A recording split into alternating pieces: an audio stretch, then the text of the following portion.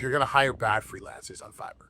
You're going to create covers that everyone will tell you will suck, but you didn't ask anyone for like 6 months. And so for 6 months, you ran a book, ran ads and everything with this cover that was just bloody awesome, but your mom told you it was wonderful. And so you published it anyways because you listened to your mom.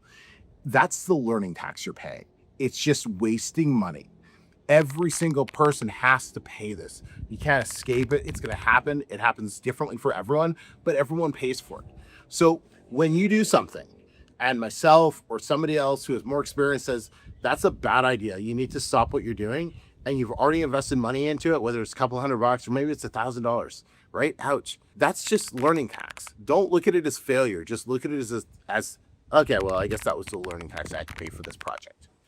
It happens. And it's just shifting the mindset so you accept that. And when you look at it, you can apply it to like all levels of business.